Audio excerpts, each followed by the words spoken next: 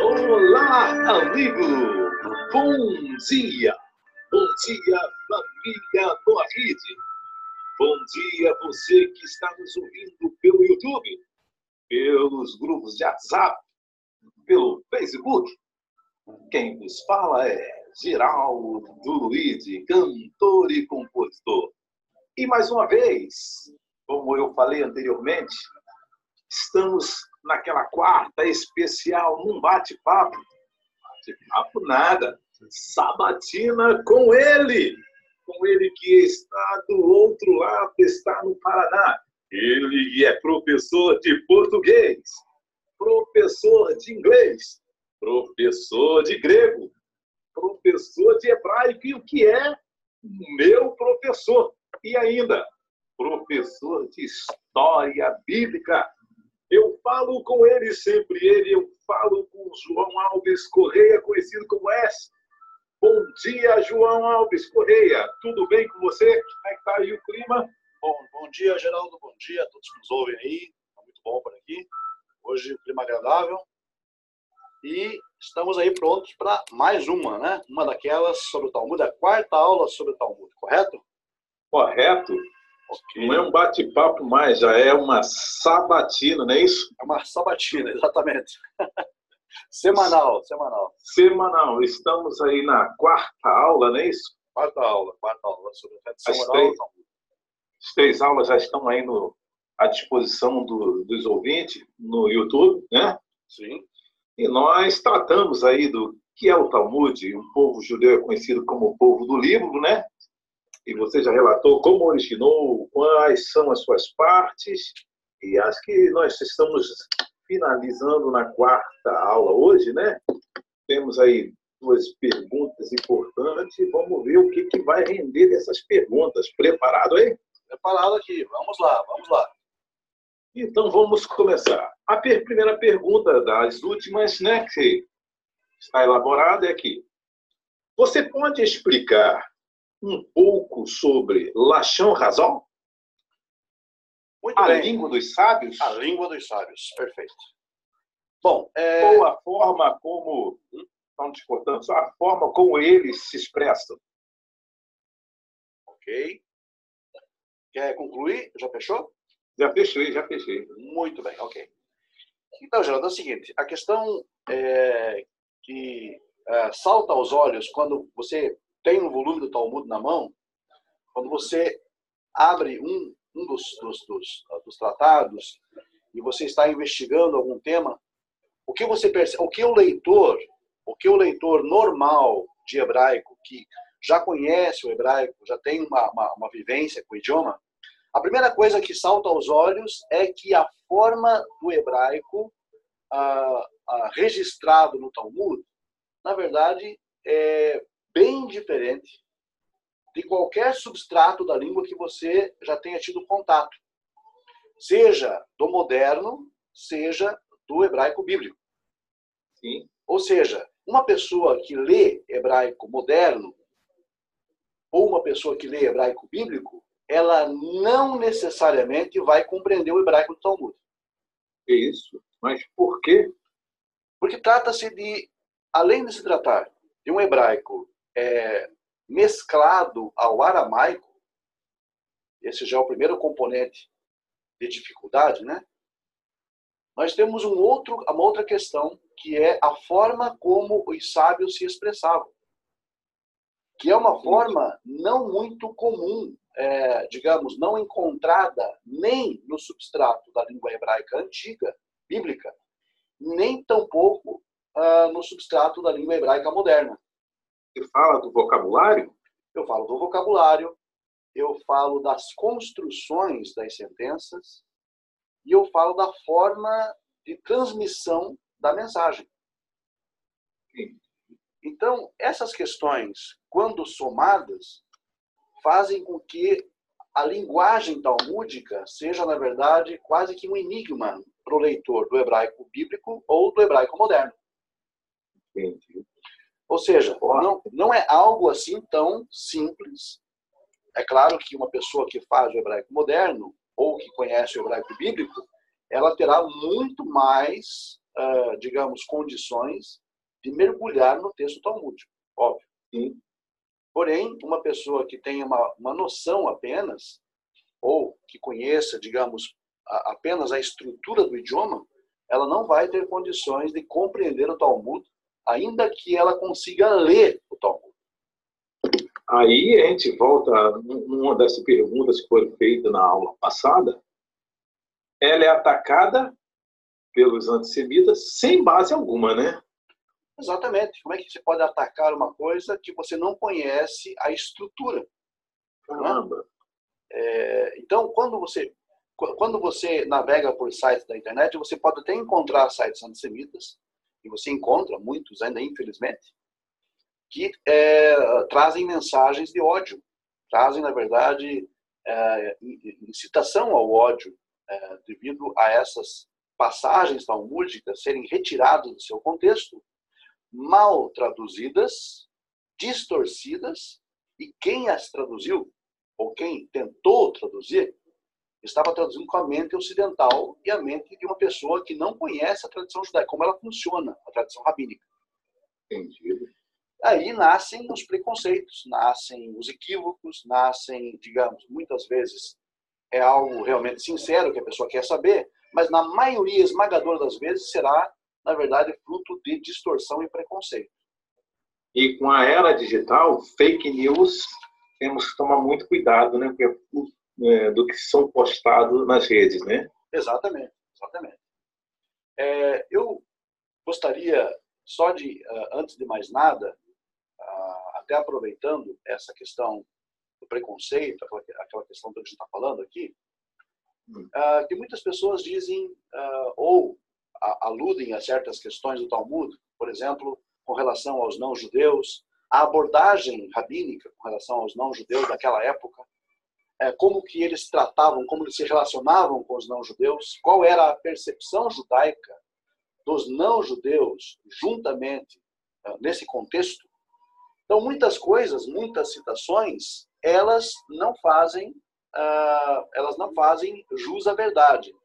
Ou seja, elas não condizem com a verdade.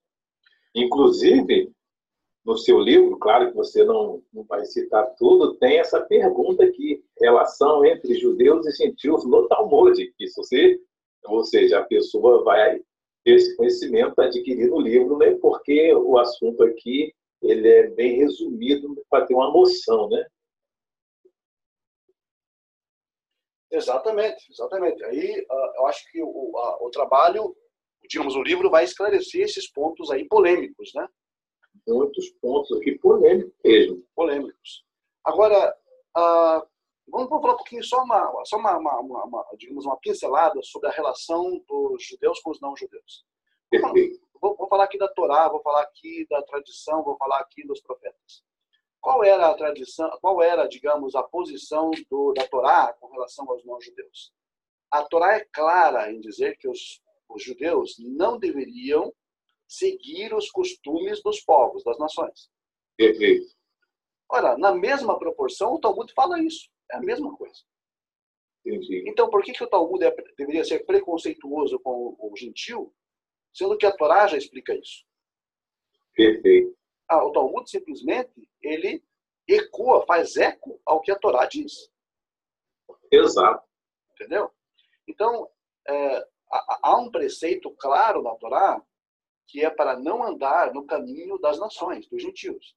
Inclusive na Torá, acho que Devarim, capítulo 7, se me fala a memória, vai falar para não entregar suas filhas aos não-judeus como casamento, né? E nem seus filhos, né?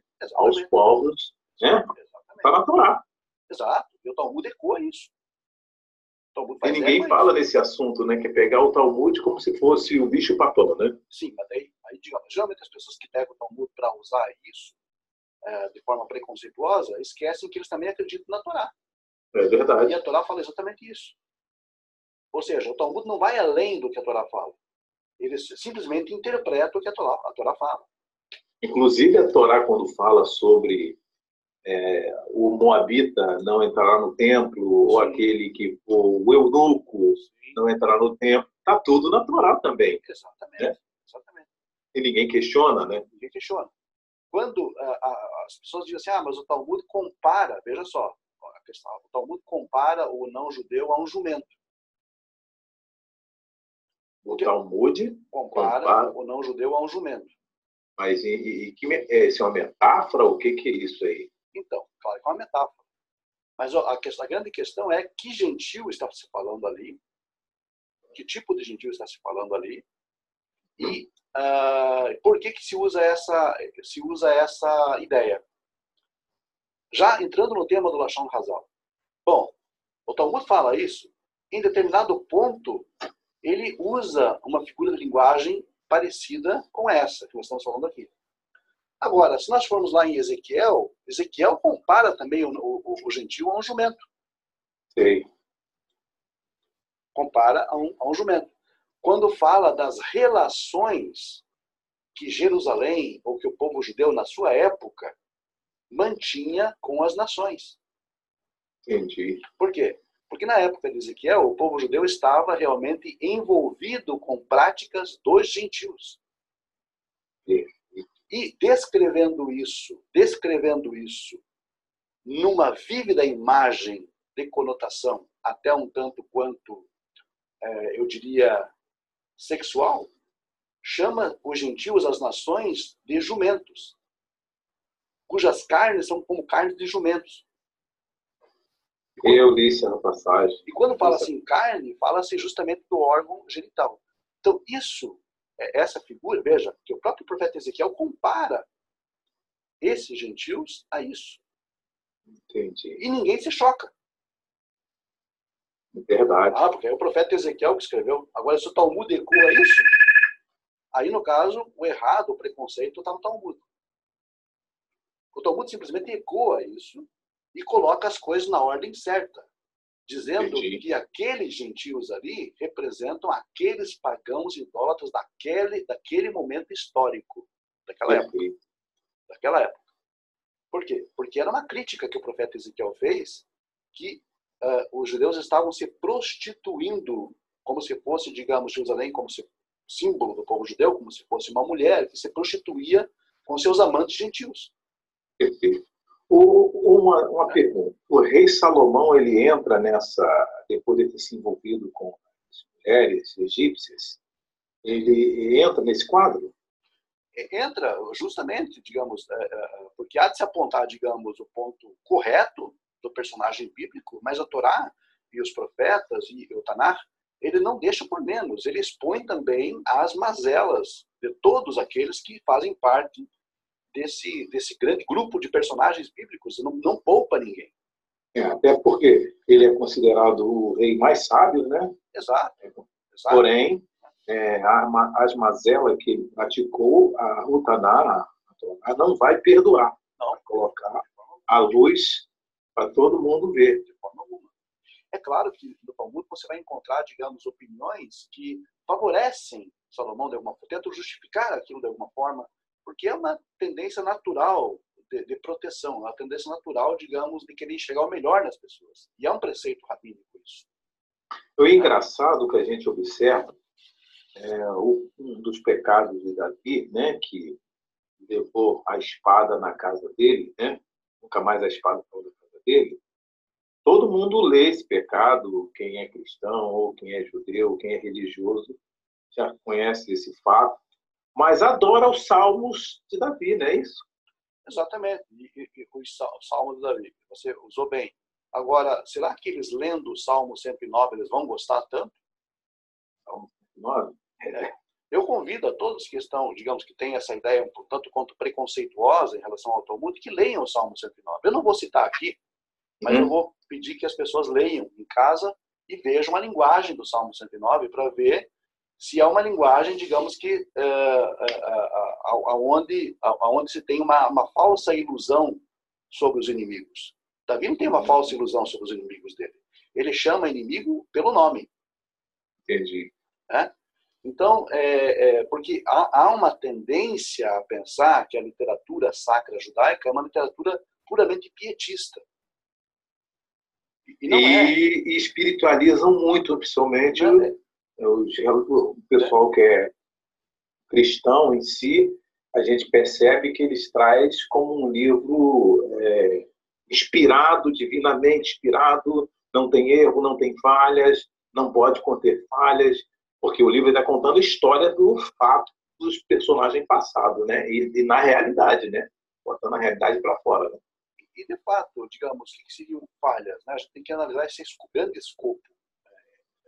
Na verdade, assim, não contém falha, digamos, por ser, digamos, um guia de instrução para nós com relação àquilo que nós devemos fazer e aquilo que nós não devemos fazer.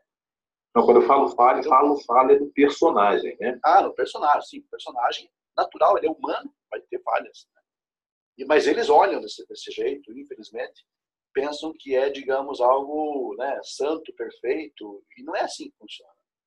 Os personagens do Tanakh são homens, são seres humanos. Eles não são super-heróis, Superman. Eu já ouvi uma frase assim, deve ter no Facebook. Quer ouvir Deus falar? Abre a Bíblia. Só que tem histórias... Então tá legal. É só abrir no Salmo 109, aí você vai ver Deus falar, né? Lembra da caixinha de promessa? Lembro, exatamente. O pessoal queria ouvir Deus falar, pegava... Aí tinha aquele versículo especial, opa, esse é para mim. Mas daqui a pouco ele pegava, não, esse aqui não. Só, entendeu? Digamos, se é algo contrário, nunca vai ser para a gente, né? Não serve. Fecha o olho. Vou abrir aqui, Deus vai falar comigo. Aí abre a Bíblia. E isso é tão ruim, tão negativo, que chega a ser a forma de um horóscopo, na verdade, de pessoas religiosas. Né? Com certeza. Terrível isso, enfim. Mas isso é a base da crendice, né? Da crença sem embasamento, né? Digamos, de premiar o aleatório como se fosse algo da vontade de Deus. Isso denota, na verdade, uma ingenuidade, uma forma pueril de crença, uma forma pueril de fé, uma forma pueril, infantil, de abordagem da forma como Deus interage com o homem, totalmente diversa. Né? Enfim, a questão aqui do Lashon Hazal, a língua dos sábios, então nós percebemos que eles usam essa metáfora também, inclusive de Ezequiel, a referência é Ezequiel, justamente, nessas relações ilícitas que o povo de Israel tem com as nações, como crítica, justamente dizendo que aquele povo, naquele momento, representava isso. Isso não significa dizer que todo e qualquer não-judeu é comparável ao judeu. Entendi. Eram as práticas, né? Naquele momento, está falando daquele momento histórico, lá da época de Ezequiel, em que o povo estava realmente se prostituindo. E essa prostituição tem a ver com a questão de Avodah Zará, né? Porque todas as vezes que a Torá fala em prostituição, está falando, em relação ao povo judeu, ao povo de Israel, está falando de Avodah Zará. E esse Avodah Zará era tipo um serviço em homenagem ao ídolo, não é isso? É um serviço estranho. É aquilo que saía fora daquilo que a Torá ordena.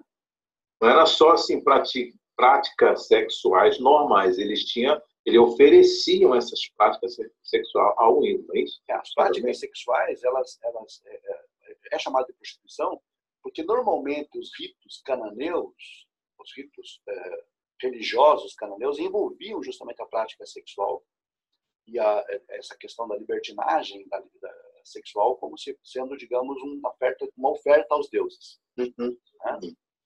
E como isso, digamos, apela muito para o instintivo humano, era algo muito atrativo.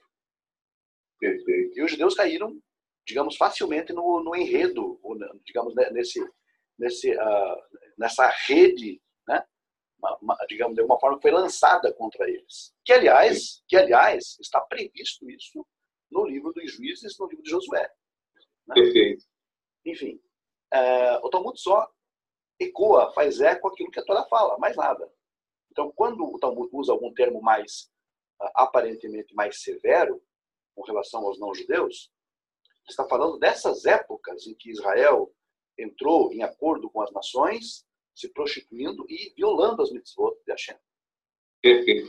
E o vocabulário que usavam antigamente, hoje não existe esse vocabulário, mas hoje já tem algum vocabulário que compara a linguagem dos sábios do passado? Então, o que acontece? Existem várias obras que tratam da forma da dialética rabínica, como que os rabinos debatiam os temas. Existem muitos estudos sobre isso, estudos acadêmicos até, que tratam a respeito disso. Mas o vocabulário que eles usavam do período mishnaico, do período do hebraico medieval, né, é uma forma de hebraico que não existe mais hoje, como nós falamos no começo da aula.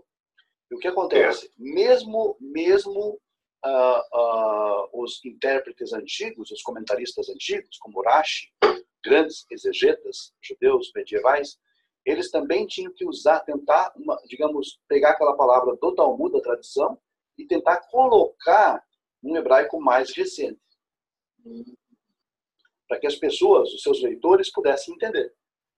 Mas quando você pega uma palavra que tenta se aproximar do que ele está querendo dizer, ela já perde praticamente a veracidade do que foi escrito, não é isso? Como é que funciona? Por exemplo, essa palavra não tem um vocabulário que compare. Aí você pega uma outra que se aproxime. Sim. Mas essa que se aproxima não é real. Como é que funciona? Ela fica real, fica apenas parecida, para dar um entendimento quem está lendo? O grande problema começa com... Na verdade, quando os comentaristas colocam um verbete, uma palavra que se aproxima do sentido original, geralmente eles escrevem uma frase quase para descrever aquela palavra. E essa é uma boa técnica, que muitas vezes uma palavra hebraica ela não tem um equivalente num outro idioma. Então, você tem que escrever uma frase para poder definir o que aquela palavra quer dizer. Perfeito. Para você entender, né? Exatamente. Então, e os comentaristas... Mas que não seria ela em si, né? É para você ter um entendimento superficial, né? Mas os comentaristas, devido à questão da Massorá, tradição, a Massorá, da tradição que eles receberam, então eles conseguem pelo menos explicar isso numa frase. Entendi. Está entendendo? Então eles, pela tradição que eles receberam, eles guardaram ciosamente, zelosamente aquela tradição. Então, talvez eles não encontrem na sua língua atual, Horashi, por exemplo, falava francês, ele era francês. Mas também, claro, conhecia muito bem o hebraico da sua época. Mas, mesmo que ele tentasse colocar no hebraico mais recente, um equivalente, talvez não passasse o sentido real da palavra. Então, ele pegava e definia essa palavra. Por aí a gente vê como é que falando de Torá, a gente está falando de hebraico.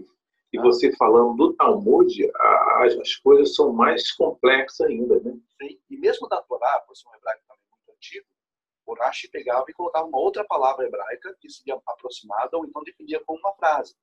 Assim, todos os comentaristas fazem. O Halbag, os comentários Metzudat Sion, Metzudat David, Sforno, todos eles tentam, de uma forma, então, explicar uma palavra, às vezes, por meio de uma frase. Definindo aquela palavra, que fica uma coisa muito mais precisa para a compreensão. E o Lashon Hazal, a língua dos sábios, ela tende a ser muito mais compacta do que o hebraico moderno. Ou seja, o pensamento é muito resumido. Só que, de 3 palavras, você pode criar um grande parágrafo. Né? Por quê? Porque o pensamento é muito sintético. As palavras parecem, muitas vezes, desconectadas, não tem ligação uma com a outra. E isso, então, complica para o estudante. Então, ele tem que ter, digamos, um apoio de bons materiais e, logicamente, de bons mestres judeus. Né? E quem traduziu a Torá para outros idiomas, né? Foi para o grego, depois saiu para outros idiomas, né? Mas falando aqui para nós em português, ele não tinha nenhum conhecimento dessa linguagem dos sábios, né? Desse Lashon Hazal, né? Então, as pessoas que traduziram, fizeram versões do Tanakh, eles tinham, obviamente, um bom conhecimento do hebraico, mas o grande problema bom, claro que eles não estavam traduzindo o Talmud, estavam traduzindo o Tanakh, a Torá e os livros dos profetas. Mas o grande problema é na tendência que existe nesses tradutores, Geraldo. Entendi. Porque eles vão querer interpretar, digamos, o texto em conformidade com a doutrina que já existe para eles, né? Que já é, digamos, a sua doutrina. Então, a tendência desses tradutores, dessas versões, é justamente favorecer a sua própria doutrina. Mas você acredita que eles tinham esse conhecimento da língua dos sábios, né? Do vocabulário que não existiam na época deles traduzirem? Ou realmente eles traduziram por interesse próprio? Não, é que os tradutores das religiões, eles não mexem com tal coisa. E então, a linguagem dos sábios está reservada aos escritos talmúdicos. Eles traduziram apenas a Torá, o Tanakh, que é o que interessa para eles, porque eles não acreditam no Talmud, não aceitam o Talmud, né? Então, na Torá tem um outro tipo de vocabulário, como eu falei para você, é um outro tipo de abordagem, uma linguagem diferente. Então, ali, ok, eles tinham um grande conhecimento. Há, digamos, tradutores, há professores, mestres, que tinham um grande conhecimento do hebraico.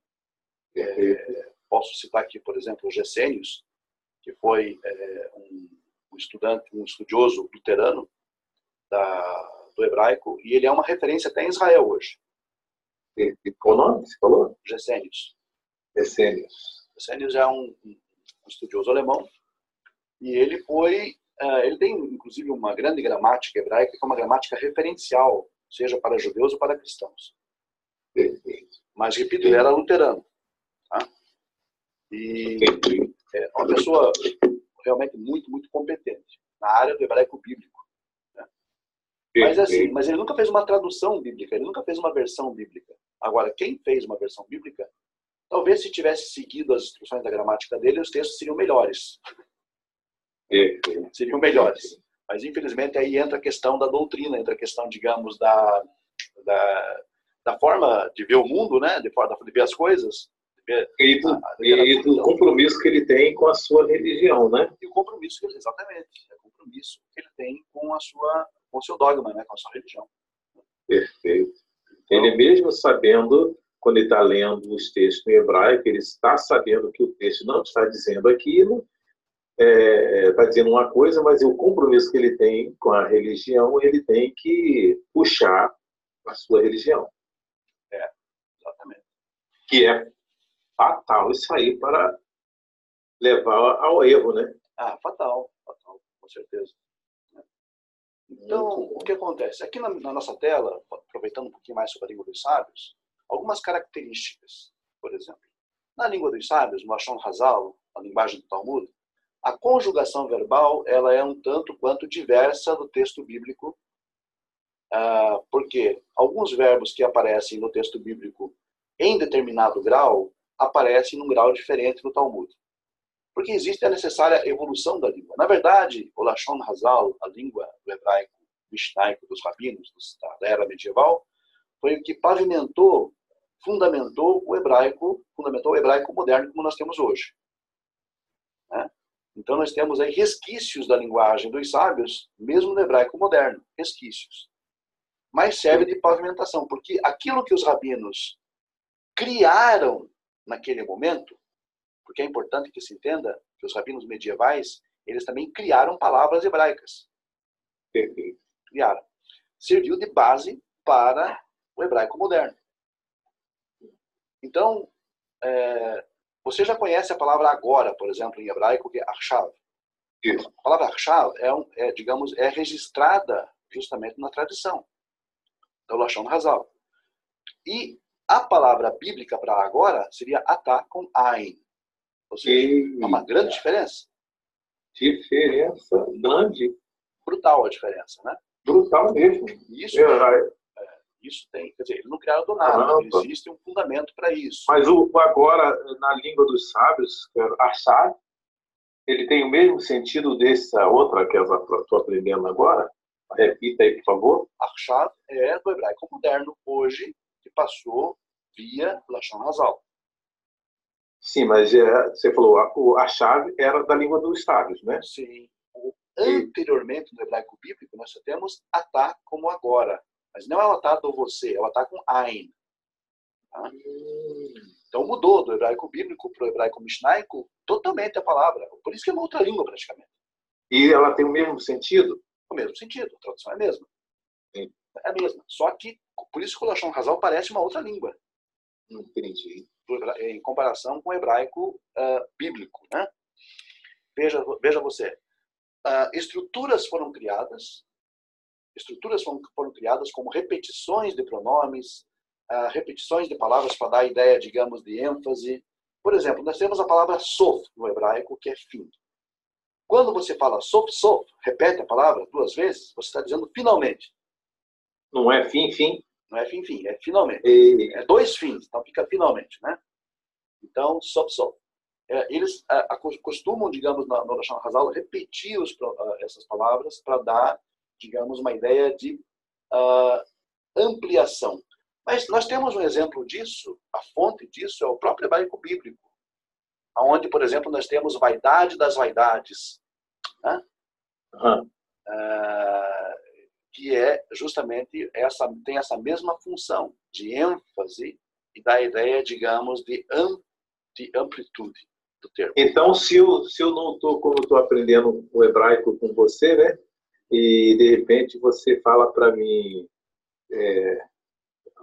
fim, a palavra fim seria sof, né? Sof.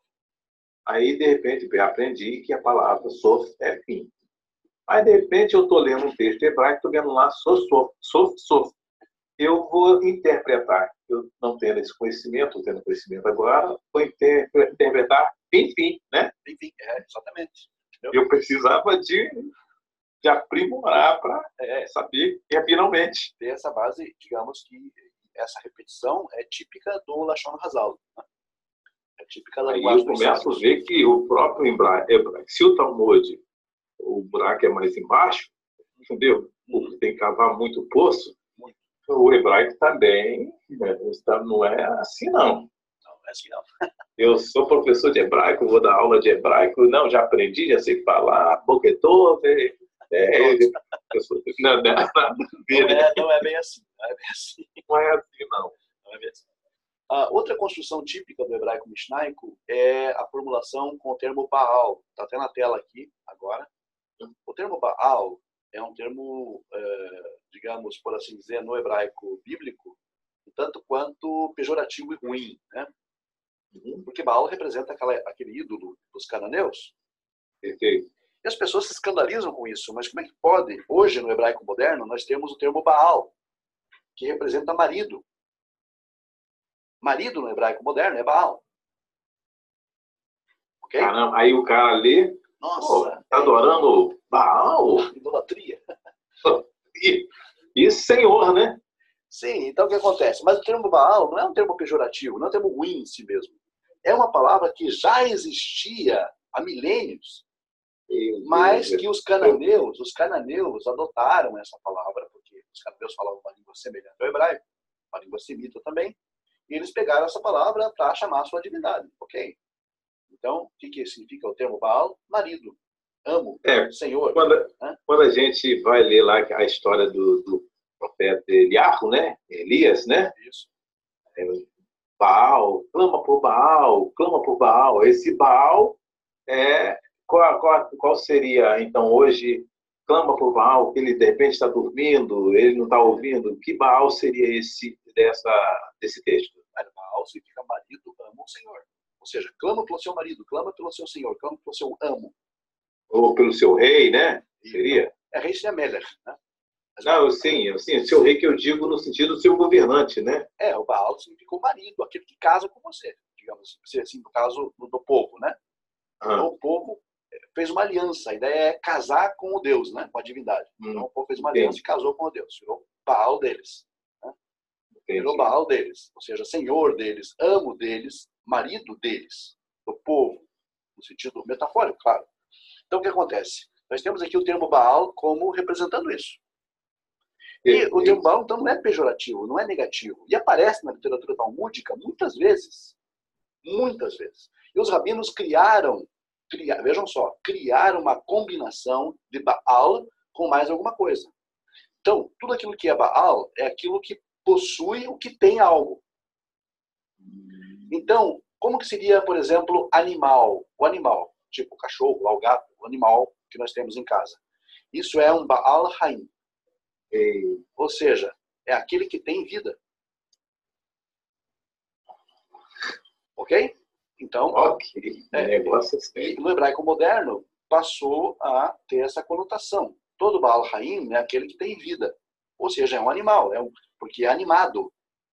Animado, tem vida. Entendi. Quem que, por exemplo, um proprietário. Você tem uma casa, você é um proprietário. Então você é um Baal Habayit. Certo. Baal Habayit. Ou seja, você é o amo da casa, o proprietário da casa, o senhor da casa. Por assim dizer. E também é o responsável pela casa, é o Baal Habayit. Aquele que a sustenta, aquele que provê para a família é o Baal Habayit. Seja um nome comum, né? Sim, é o dono da casa. Agora, o que significa Baal Habayit na linguagem dos sábios? Digamos, no sentido mais estrito do termo. Baal Habayit é aquele que é senhor, no sentido da casa, ou seja, que ele domina a lei divina, domina a Torá. Ele é o Baal Habayit. Né? Seria o Hatan Torá, seria o esposo da Torá. Seria, digamos, uma pessoa erudita em termos da lei divina. O grande Rashbi, Shimon Bar Yochai, recebeu esse título dos seus amigos. Ele era o Baal Habayit. Ele era o mestre da casa.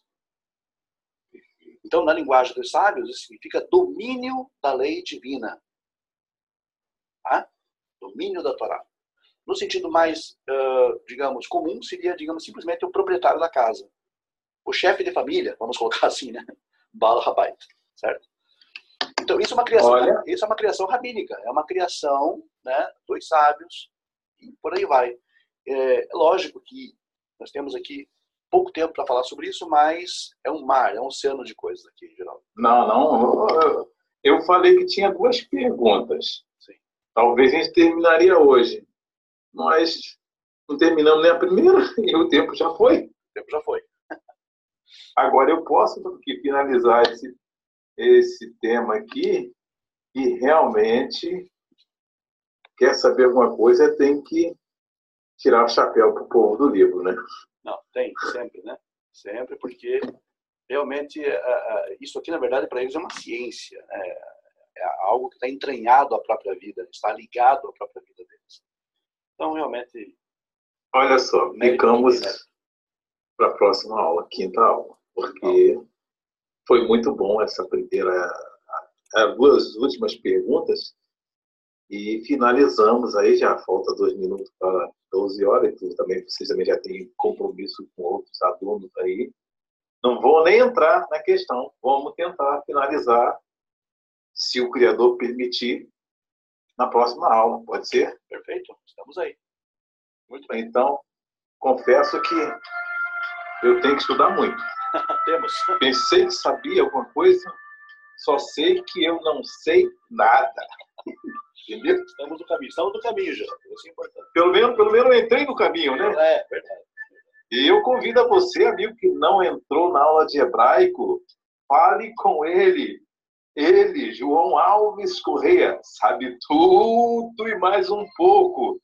Deixa você, João, com as suas considerações finais, deixando aí o seu livro, perguntas aqui, que eu estou lendo o livro aqui, que é tremendo. Só uma pergunta que eu estava vendo aqui, né? Para quem adquiriu o livro, olha só a pergunta. O Talmud, o rabino que as prostitutas, e aí, você só vai saber isso adquirindo o livro. Ele, sempre ele. Suas considerações finais, João. Geraldo, muito obrigado por tudo, obrigado mais uma vez pela oportunidade aqui, né? Por ter aberto mais uma vez esse espaço, e agradeço a todos que estiverem ouvindo, acompanhando. Essa quarta aula foi um pouco resumida, mas acho que dá para ter uma noção, uma ideia da forma da expressão dos sábios. Eu agradeço a você, Geraldo. E quem quiser, digamos, também adquirir esse material, A Língua dos Sábios, Lashon Hazal, também está disponível. Basta entrar em contato pelo WhatsApp e a gente conversa. Muito obrigado. Certo, então. Um abraço para você.